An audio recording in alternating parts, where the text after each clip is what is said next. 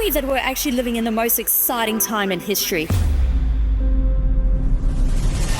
Because we're living in a world of the metaverse, humanoid robotics, and AI.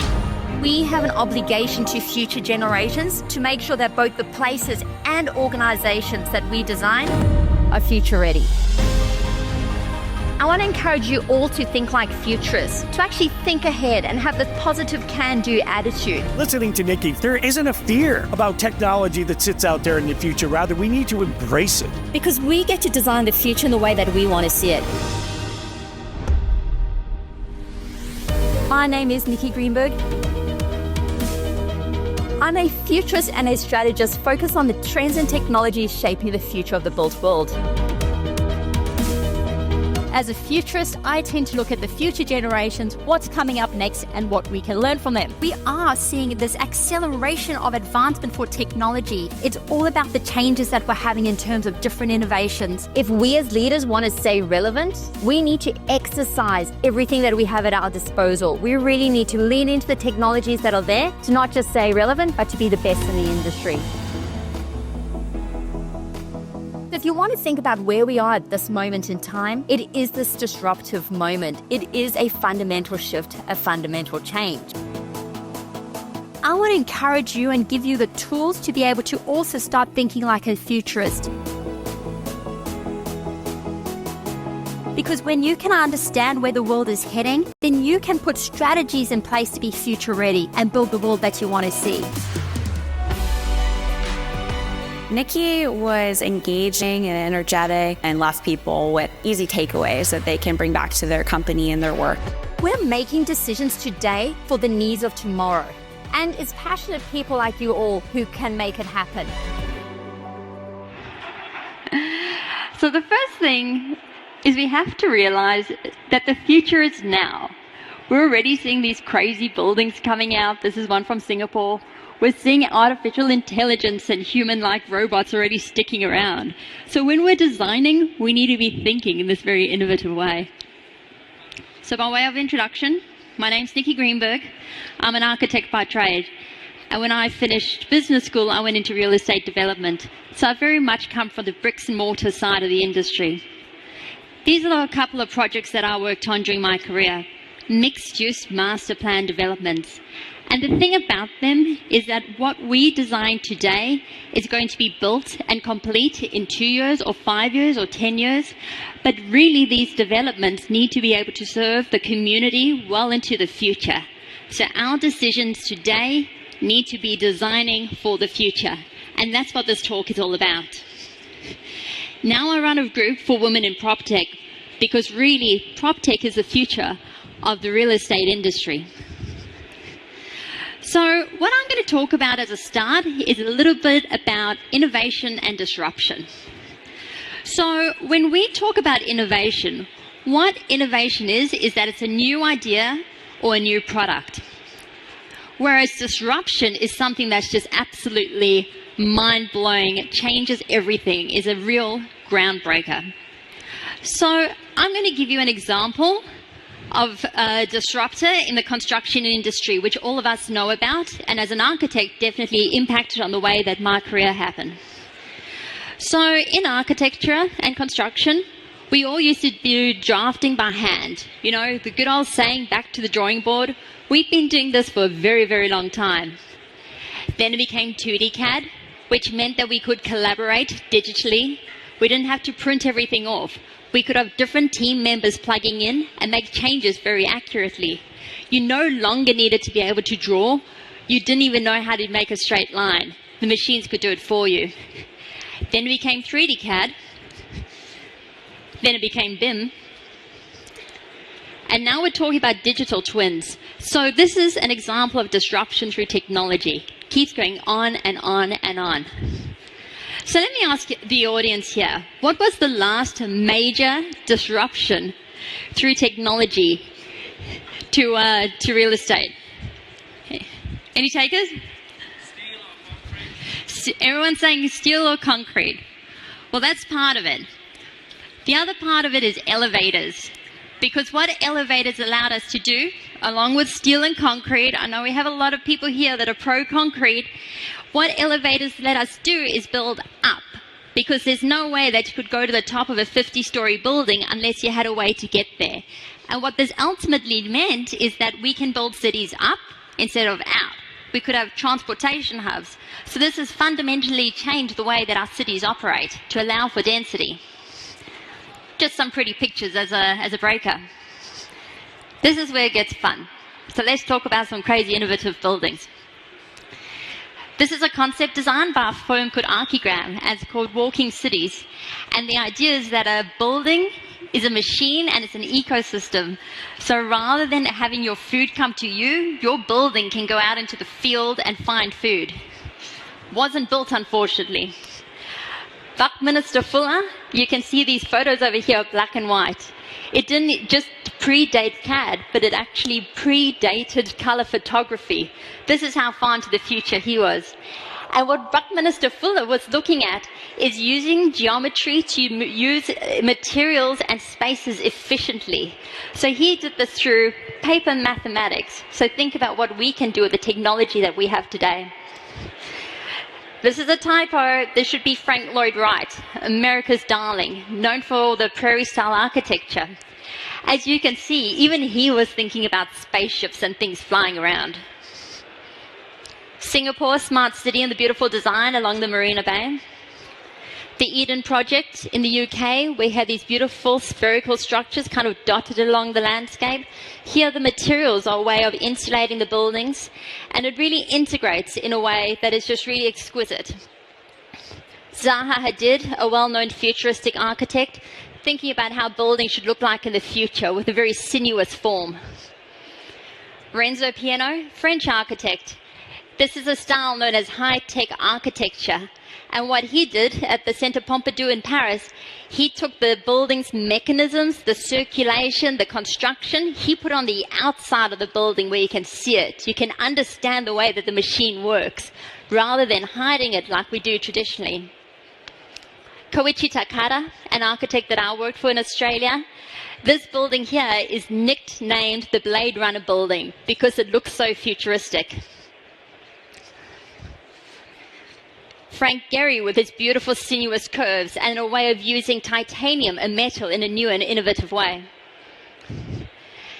Uber Elevate. This is one example from a design competition that they ran recently. And what's happening with Uber is that they are developing drones that carry people that are going to be a taxi service. Now think about what this means for buildings. They believe that it will be operational by 2023. So now you're going to be able to get from one transportation hub, such as a airport, into the city or to a building. You're going to land on the top and you're going to enter the building from the top. What does this mean when you enter a building from the top? How are we designing for it? The future is now. They expect that these taxis are going to be operating by 2023. We're not talking in somebody else's lifetime. We're talking about now. So, this is where it gets even more fun. So the thing is, and this is what I'd like to stress to everyone here, is that to create the future, first you must imagine it. And who's better at imagining the future than cartoonists? Now, if you've heard of the Jetsons, can you put up your hand? All right, about half the audience. So for those of you who don't know the Jetsons, it was a cartoon that was around in 1962. And it was a nuclear family that lived in 2062. So the cartoonists here were imagining what is the world going to be like 100 years into the future. So let's see what they got right. Let's see what they got wrong. And let's see where we're ahead of our time. So this is what they imagined a school might look like, up on stilts, with the little sun flying in to get to school every single day. This is Los Angeles International Airport in a style called Googie architecture. This is George, the husband, goes to work, puts his feet up, doesn't seem to be working very hard. This is work for us today. We don't even go into work. We can work on the cloud. Everything's stored in a data center. This is Judy, the wife, looking rather bored, working out at home on a TV screen. This is Mirror, where you can actually look into a mirror that's a screen and also work out at home. Here, someone's watching a TV on their watch. Whereas for us today, our watches do so much more than just act as a screen. They're mini computers. An encyclopedia in the palm of your hand. Whereas today we have the internet and encyclopedias such as Wikipedia. So we're ahead of what they even imagined. 1962, they imagined you might have a machine where you push buttons and pull levers, and this is how you make breakfast. Today we have Thermomix. Or you order in on your iPad. They imagined a robot maid, a little bit sexist in a French maid outfit, but, you know, such is the future. Today we have Roomba. You might have a dog and your robot dog. Today we have a whole variety of robot dogs available, anywhere from $17.50 on Amazon, all the way through to almost $9,000 through Sony. So it's quite interesting to see that if you imagine it, it can come true. But there is a point that I do want to get across when we're talking about all this technology and what it might mean for us. And it comes down a little bit to what's happening in this picture. You can see even in 2062, they imagine that you'll still keep your real dog. Because at the end of the day, I'm not a robot. We're not designing for the machines, we're designing for the people that are going to be using this technology. And that's something that we want to keep in mind. So, for the rest of this session, we're going to make it a little bit interactive, which means you're going to have to turn to the person next to you and start discussing things in a moment. So, I'll run through what the questions are, and then when we get to, after about 10 minutes of discussion, I'm going to invite some brave volunteer up to the stage to describe to me what was discussed. I already see a couple of people leaving the room as a result. This might be a little bit of a problem. I'm going to pick on you. And you. But not you. You. All right. So everybody, close your eyes. We're going to have to use your imagination. If you remember what your imagination is. Close your eyes, everybody. Use your imagination. Take a deep breath. Put your phones down. There's nothing to photograph now. This is all about breathing in. Take a moment. So the year is 2030. It's only 10 years away. We own nothing. We share everything. And we carry nothing on us. Access, IDs, payments. Everything's through biodata. All communication is via apps. And we no longer gather. And robots are everywhere. This is where the future's heading. So imagine what this might look like. Imagine the types of buildings, the types of spaces, the types of interactions that you'll have with people. Imagine what this future is like and what buildings will be like when robots take over. So you can open your eyes now, but I'd like you to hold on to that thought. So these are just a couple of images that were put together by a 3D artist just in Photoshop to throw some ideas around. And these are ideas that she had of what the future might look like. You can have a whole variety of buildings. You can have drones flying around, delivery robots coming through the streets, self-driving cars, every type of technology. But unfortunately, you might not have people coming through the streets because everything's being delivered. An interior might take a different shape. You might have a plethora of screens to look at. You might be working out at home, surveillance equipment, the latest and fastest Wi-Fi imaginable, every type of robot device as a pet, as a friend, as a servant. So what I'd like you to do now is, I think people do tend to be clustered together, but if you're not clustered together, I'd like you to spend the next 10 minutes thinking and discussing, what do you see, what do you feel, and what is the impact of this type of a future. So I'm going to give you 10 minutes. So huddle together and discuss these questions.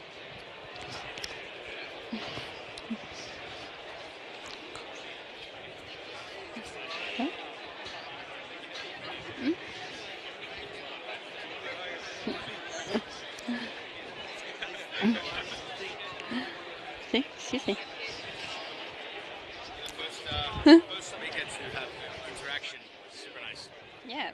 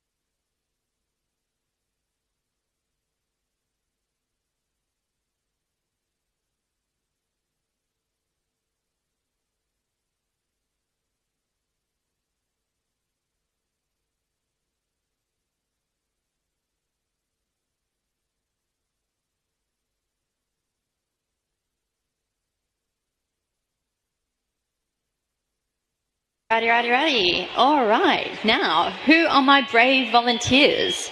Who are my brave? Put up your hand if you're a volunteer to come up on stage. Where are my volunteers? Where? Well, if I don't have volunteers, I'm going to pick on the people still talking. All right. Who do we have? Who least wants to be picked to come up? You. Come on up. Yes, you are. You're one. Who else? You over there. You're trying not to make eye contact. I see you. Come on up. No? Yeah, you. Me. Can we turn this on? Alrighty. You're going to have to share the mic. Now, if you can first, if you can introduce, no sales pitches please, but introduce yourself, where you're from, and what you do without doing a sales pitch, please. My name is Pelle. I'm from Denmark. I work with smart buildings. That wasn't a pitch. Very good. My name is Karolina Kajander. I work in 720 and we monitor the indoor environments and how it affects people. Fantastic. So, let me start with you. We're going to grill you. So, what was your discussion around what these images are? So we talked about, at least that was my opinion, I'm not sure with my friend I talked to, but anyway, that human interaction is difficult to replace. So perhaps only in a scenario where we can make VR so immersive that it feels like being with someone else. Could I imagine that we're not going to the workplace every day or seeing our friends? So we can never underestimate the value of direct human interaction. And what is the value of direct interaction that you're not going to get from VR? Because, I'm pretty antisocial. Yes, I don't know. I hated working from home 20 years ago. I hate working from home today. So I want to go to the office. I want to be with people, have a coffee, chit chat. I don't know. I think we're human beings. We want to be together. We want to be together. Yeah. And what do you think about that? Well, I love all the VR games and VR experiences. For example, I have been climbing in the Mount Everest in a VR game, so it was amazing. And actually we didn't have so much discussion about the VR world, but about all the, like, if you don't carry anything with you, you have all the identity, you have all the money, everything is in a chip inside of your body, and how does that affect in your everyday life? So what do you think the impact of all this technology is going to be on society in a broader sense? Do you not have this is for you, this is for you. Thank you. So, in the sense of technology costs money and it's not accessible to everybody. So how do you see this playing out by 2030? Can you repeat the question? Well, so by 2030, technology's changed pretty quickly. So we don't actually know where it's going to go. Because we didn't know 10 years ago that we were going to be where we are now. But what's happening with technology is that there's a cost to it, and it's being designed for people that can afford it. Not everyone's going to have access to it. Only the sophisticated developers will be able to, and people that can afford to have it are going to have it. But people are going to miss out. Where do you see things going? What do you think some of the solutions might be? Oh my God, I have no answer. Do you have something? No. This is where you have to use the imagination part of your brain that's gone to sleep. Grilling. Well, first of all, I'm happy to say I live in Finland, yes, because this is a very equal country, so I don't see that happening in Finland. Or at least you will have some kind of possibilities for the people who doesn't have money or can't afford it. You will have some kind of level, and then for the people with more money or who can afford it, maybe they have something more luxurious. But I don't see it happening to be in so different situations. Fantastic. I want to be in Finland. Well, I think we're seeing the reaction around the world to this. I mean, inequality has never been, well, maybe it has, but it hasn't been bigger since the World War II. And I think we, the elite, needs to deal with that. I think we will see change. I think what's happening in Hong Kong, what's happening around the globe is a reaction to that. And we can't, from Finland or Denmark, where I'm from, we can't just keep ignoring that, because it's going to blow up in our faces. Excellent. Do you have a response to that? No. All right. Last chance for anybody from the audience. If you have any questions for our two brave volunteers over here. The harder it is, the better. Challenge them. You have everybody that's attending the conference is here for a reason. That's why I invite people up on stage, because, everybody in the audience, you're all very educated in what you do. Grill them. Give them a hard time. Now's your chance. No brave volunteers? Alrighty. I'll let you guys finish up. Thank you so much. Thank you very much. All right. Well, thank you, everybody. I hope you had a good time. I hope you've been inspired. I hope you'll keep watching cartoons. And I think my next presentation that I give, for those of us who have been around for a little while, I was showing one of the vendors earlier, there's that Simpsons episode where Homer goes into 3D land. Does anyone remember that one? Can you raise your hand if you remember that episode? No one remembers it? I think there's a lot we can learn about cartoons, It's the thing is, and I think the point that I'd like to get across to you all is two things, If you imagine it, you can build it. The crazier, the wackier it is, it's all possible. We have the technology, we have the appetite. We don't need to follow a fixed formula. We can be imaginative about it. But I think the thing we also need to be conscious of at the same time when we're coming up with solutions that have technology is that we need to be very conscious of what we're doing. We need to remember that we're designing for people. We're designing for the environment. We're designing for more than just the occupants of the building. We want to be able to be additive and design a future that we all want to be part of. So thank you very much for participating, and especially for our brave volunteers. Yeah, I mean, I think there's every single job function is going to be touched in different ways. Every single asset class is going to be touched in different ways. I mean, AI tools are going to change the way that we do our jobs. Absolutely, it's already happening. Look, I'd love to say that it's going to be passenger drones that are going to change things in the next 5 years, but it's going to be a slow rollout. But as they do start coming through, there's going to be more multimodal transportation hubs, which obviously affects the, how cities thrive and operate and where things are located. But like our industry's slow to adapt. So I don't know that we're going to suddenly see this like one thing that's going to change everything, unless that one thing is rising insurance prices, and we need to make things, buildings more resilient, or tick boxes so that our insurance premiums go down. That might be the one thing, which is so damn boring. But I don't know that there's, outside of AI disrupting our jobs, I don't know that there's necessarily like one thing that's going to change everything. But I think there's general trends that we want to be paying attention to that are gradually going to keep creeping into the way that we do everything. Which general trends do you think are the most likely to succeed? I mean, trends happen in a few different dimensions. I think I wouldn't say it's necessarily a success metric, but it's probably a disruption metric, you could say. Right, perfect. I think a disruption metric would really be around generational change. And as we start entering a time where Gen Xers are starting to retire as we get to 2030, as we get to 2030, millennials and Gen Z will be 75% of the workforce and moving more into having more influence in the way that companies operate, the way that we design and operate places, and bringing in more of a comfort with emerging technologies and an expectation to be more tech savvy, because that's what these generations have grown up with. There's going to be this, changing of the guard in a sense. So leadership will have a familiarity and a desire to embrace more tech in a nutshell. And as we start getting to 2030 also, Gen Alpha, they're going to start entering the workforce, and they're going to start earning money. They're going to start looking for jobs. They're going to start looking for homes. They're going to start spending.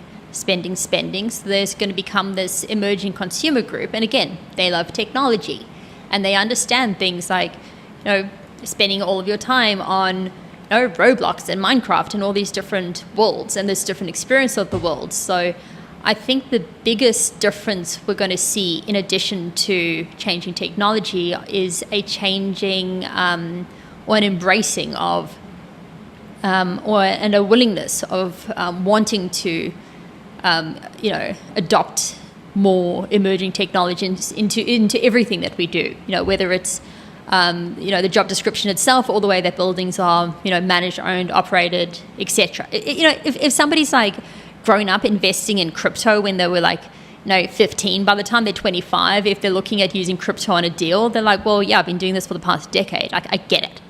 They don't need to have that education on what is it, does it make sense for us, what are the risks. They get it. They've had 10 years experience in understanding this kind of thing. It's not new and novel to them. So I think it's that generational element. How about transportation? We talked about the drones at the bar. Do you think is that a real possibility, where we have these passenger drones that are moving people around? I mean, thinking about it, 100 years ago, the Empire State Building was built to have blimps. What do they call them then? Blimps? Yeah. Blimps, but there's another word. Zeppelins. Yeah. Zeppelins anchored at the pinnacle of the Empire State Building. That was like the future back then, was that people are going to be moved around by blimps, and that was going to be the, futurist version in the 20s of what this was. What do you see today as the future? You're a practicing futurist. Do you see passenger drones as being the new version of that?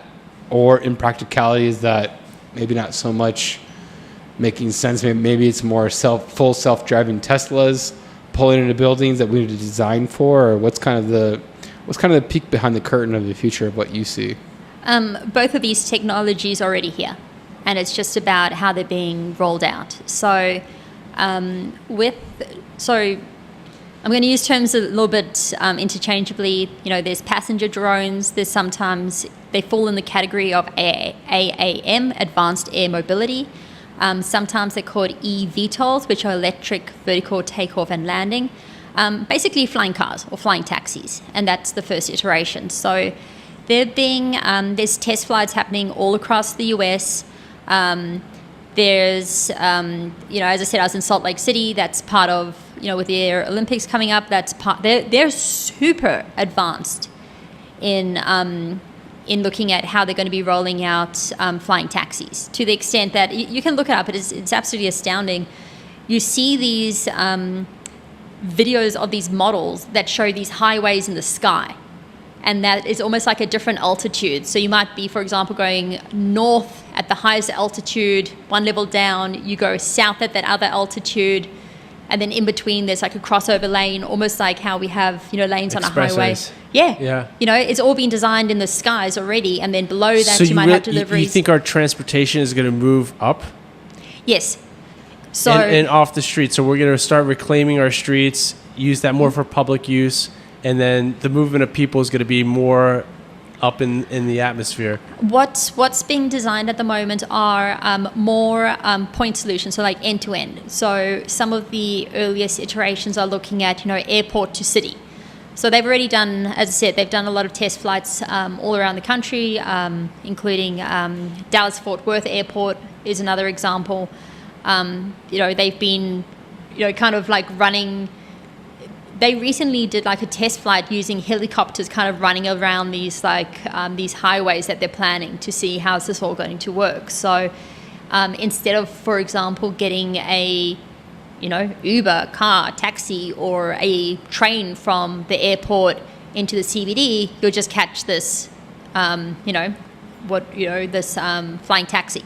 Or if you need to get to, the Hamptons, or if you need to get to a concert or whatever, you just go, end to end, and the cost will eventually start falling. Wow! So the technology is super advanced, and now I'm going to geek out like a loser. I had the great honor when I was in Salt Lake City. I was introduced to this gentleman who's actually working on the strategy for Salt Lake City around their advanced air mobility. And the stuff that he told me was absolutely astounding. And just some examples, like with the aircraft themselves, he said there's some you can pick it up with one hand. It's that light. And it have 16 parts. That's it. This is a flying taxi. 16 parts. And what they're actually doing is, because there's countries like, places like Dubai, for example, that are a bit more, they're a bit further along with flying these vehicles. What they're able to do is use the data from places like Dubai to train the aircraft here, and then the aircraft here just need to learn about the local conditions. So they're actually using the training data from other environments to actually speed up the adoption of the technology here.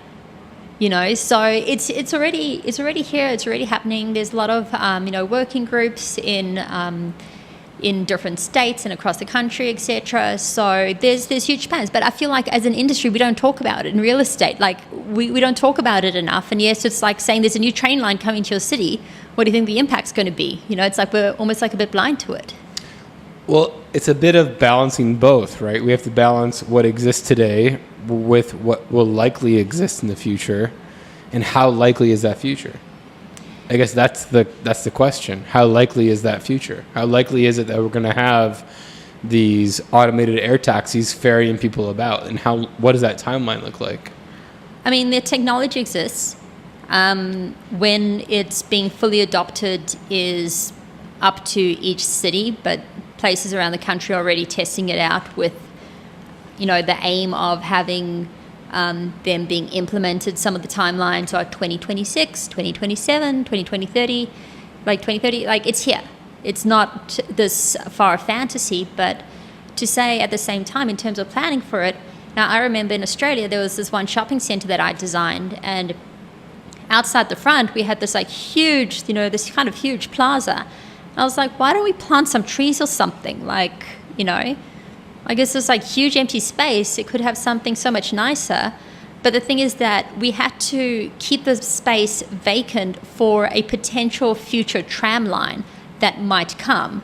And we'd been waiting 30 years for this tram to come. And ultimately, when they did build the tram line, it didn't even cross through the site. But that's part of what we do in development anyway. We actually make provisions for, future transportation and future roads, future infrastructure, etc., with the understanding that the future development plans in the area intend to include certain, train stops or whatever it might be. So it's part of what we do anyway. But I think it affects the value of a site if you know that you're going to have a landing port for flying taxis versus if you don't. But you've got to have a level of awareness and lobbying to try to get it, I suppose. So drones are in. Do you think trains are out in the future or not really? You think there's still a place for trains? I like trains. I think they're very efficient and effective when they work well, rather than an over-reliance on airports. Okay. Yeah, what's your view? I love trains. I love the choo-choo. Choo-choo? I mean, dude, traveling in Europe via train is a whole nother experience. Yeah. Like, you roll on 5 minutes before the trains have to leave. Yeah. With your Pandorezone and your cappuccino. Yeah. And you pop in, no security. You're out. Like, it's a great experience. Let's talk about construction a little bit. And robotics. I was listening to All In podcast. Do you listen to All In at all? I think I did at some point, but I don't know that I've listened recently. It's okay. I mean, That's a glowing recommendation. I was more of a fan of them. I was more of a fan of them about 6 months ago. But they were talking about robotics and how robotics can really start helping in construction. Do you see that as a possibility? Because one of the biggest costs for construction is labor. And it's probably more than actual materials, I think. For sure. And so if you can eliminate labor and start building with robotics, is that something that you see happening soon? And how soon would that happen? And then in terms of in robotics, I think would really be more on site.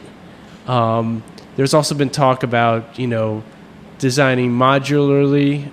Did I pronounce that right? Yeah. Modularly? Yeah. Is that proper English? Modularly. Yeah. Sure. And then bringing, we'll accept that. And then bringing that on site. Like 3D printing or? Yeah. Even prefab. Yeah, prefab, right? Yeah.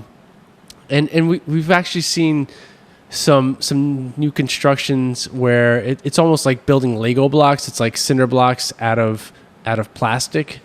Can you talk a little bit about what you're seeing in the construction industry? Because it seems like we are still building very much. There hasn't been very much innovation in construction in the last 50, 60 years. Probably more than that, actually.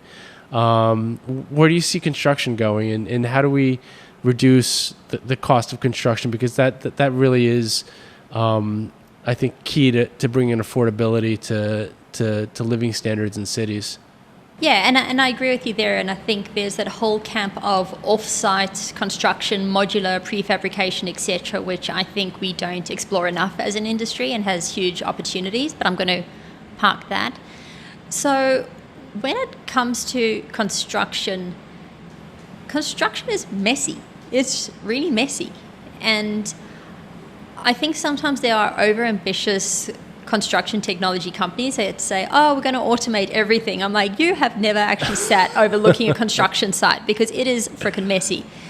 But to your point, there's a skill shortage, there's a labor shortage. So it's like, okay, well, and there hasn't been much innovation.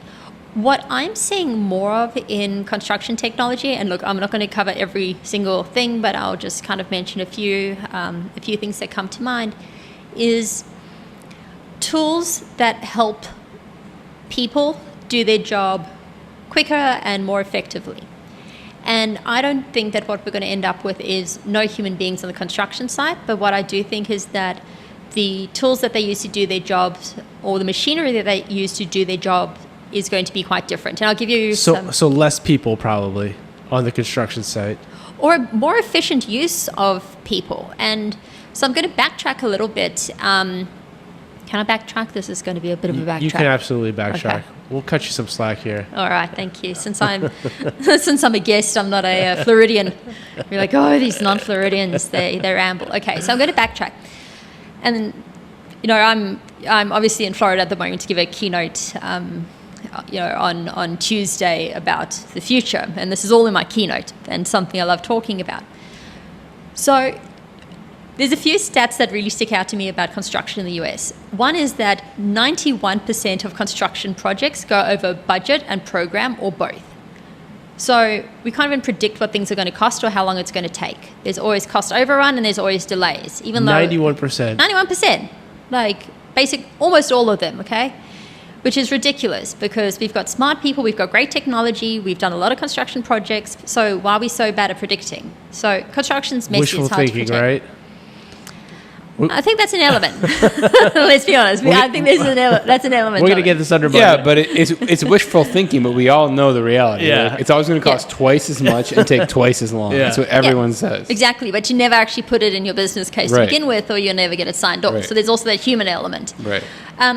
But the other thing is inefficiency. So in the US, it is a third of the day of labor on site. A third of the day, I think it's 36% of the time of a person on site is spent not working. Holy shit. In Sweden, because as it does in Sweden, it's 54%. And at dinner, I sat next to somebody who's created a construction technology company or technology-enabled construction company.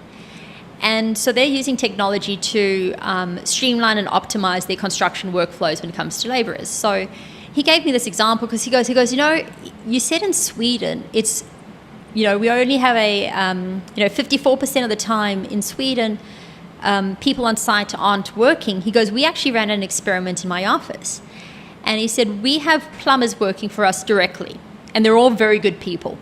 And they're all very trustworthy. They do a good job, etc. So we said, look, can we kind of monitor what you do in a typical day, typical week, etc. So they kind of tagged them up to get a sense of what do they do in a day, how do they spend their time. And they found that for their plumbers, who are good people, honest people, do a good job, in an 8-hour day, they only spent 2 hours actually working. 2 hours working in an 8-hour day. The rest of the time, they're shopping around for materials or having to grab stuff from the truck or find parking or set up, etc. Only 2 hours in the day. It's completely inefficient. So what construction technology can do is a few things. Is you can start finding efficiencies. So if you take that example, the plumber, it's like, okay, well, what's happening for the other 6 hours of the day? Can't you, at the start of the day, if you know they're going to a job site, can't you actually load up their kit that it has all the tools that they need, or that it has certain instructions, or is it that they're going through traffic? Like, what's actually the problem? Let's start getting data to actually give us a better result. So that's kind of one bucket.